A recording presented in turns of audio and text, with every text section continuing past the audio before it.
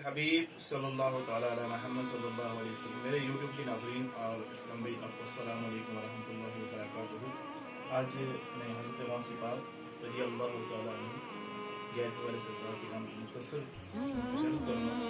उससे पहले दुरूद पाक की फजीलत सुनते हैं। फरमान मुस्तफ़ा सल्लल्लाहु अलैहि वसल्लम क्या जिसके पास मेरा जिक्र हो और वो मुझ पर कुछ पढ़े ना पढ़े वो लोगों में से कंजूस तरीन शख्स है। सल्लु अला हबीब सल्लल्लाहु ताला अला मुहम्मद सल्लल्लाहु अलैहि वसल्लम। बगदाद हजूरी गौसे पाक रहमतुल्लाह की मोहब्बत का दम भरने वाले इस्लामी भाइयों, अल्लाह पाक की रज़ा के लिए सरकार गौसे आज़म अलैहि रहमतुल्लाह अकरम ने आबादों और रियासतों में इराक के जंगलों में 25 बरस गुजार दिए। और काश हमें भी तबलीग व कुरान की सुन्नत यानी और हमें इसमें अल्लाह की रज़ा के लिए सफ़र करने का मौका मिल जाए।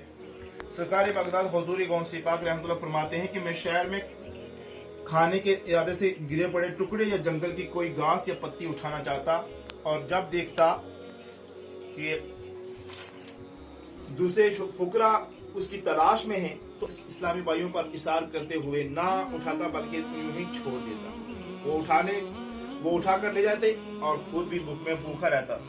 जब भूख के सबब कमजोरी हाथ से बड़ी और करीब मौत हो गया तो मैंने फूल वाले बाजार से एक खाने की चीज जो जमीन पर पड़ी थी उठाई और एक कोने में जाकर उसे खाने के लिए बैठ गया।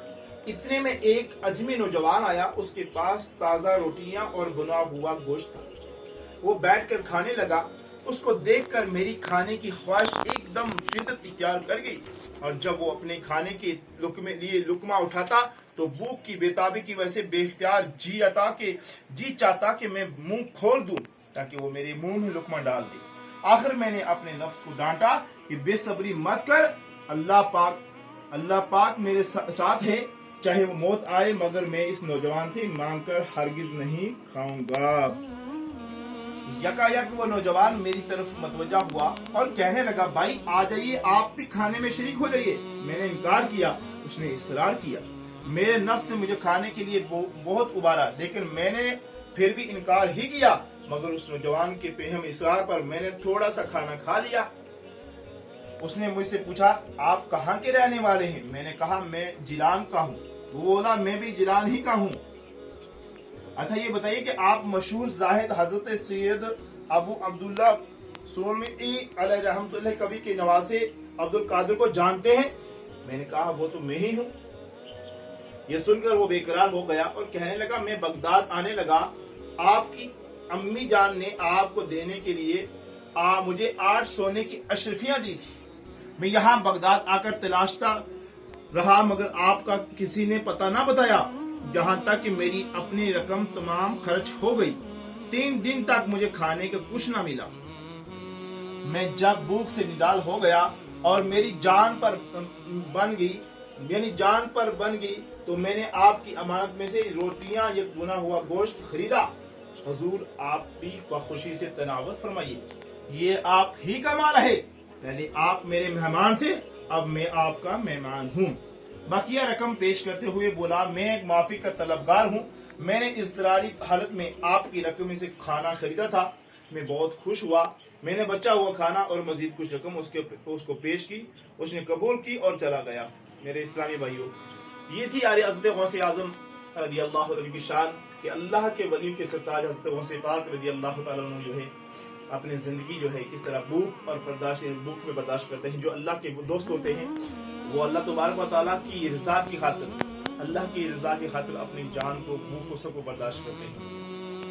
सल्लु अला हबीब सल्लल्लाहु ताला अला मुहम्मद सल्लल्लाहु अलैहि वसल्लम। मेरे प्यारे इस्लामी भाइयों और मेरे यूट्यूब चैनल के नाज़रीन, सल्लु अला हबीब मेरे प्यारे इस्लामी भाइयों, इस अकायद में हमारे लिए इबरत के बेशुमार मदनीपून है। देखिए तो सही, एक तरफ हमारे पीर और मुर्शिद गौसे आज़म अलैहि रहमतुल्लाह अकरम हैं। आप रहमतुल्लाह ने सख्त तंगदस्ती और फाका मस्ती के बावजूद गज़ा और रकम के लिए मामले में अपने आप को बर्दाश्त किया, जबकि दूसरी तरफ हज़रत की वकील का दम भरने वाले नालायक मुरी है कि भूख के रहने की तौफीक तो दूर ही बलफरज 11वीं शरीफ की न्याज की बरगानी ही सामने आ जाए तो खैर का ऐसा गलबा तारी हो जाएगा। जी चाहे बस सारी का सारा थाल ही में खा लूं।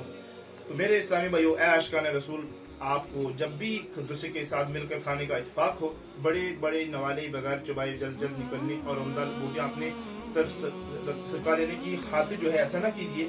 اس وقت اپنے پیر و مرشد غوث پاک رحمۃ اللہ تعالیٰ کی بیان کردہ حقائق کے ساتھ ساتھ یہ فرمان مصطفیٰ صلی اللہ علیہ وسلم بھی ذہن میں دہرا لیجیے کہ جو شخص اس چیز کو جس کی خود اسے حاجت ہو اور دوسرے کو دے دے تو اللہ اسے بخش دیتا ہے. سبحان اللہ. میرے اسلامی بھائیوں، ہمیں بھی چاہیے اپنے آپ کو کنٹرول رکھیں، اللہ کی رضا کے لیے صبر کریں اور حضرت غوث پاک کی اس حقائق سے عبرت حاصل کریں کہ انہوں نے کس طرح بھوک برداشت کی.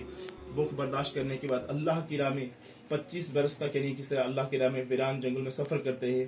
اللہ تبارک و تعالی ہمیں اولیاء کرام کی محبت نصیب فرمائے اور ان کے نقش قدم پر چلنے کی توفیق عطا فرمائے. صلو علی الحبیب صلی اللہ تعالی علی محمد صلی اللہ علیہ وسلم.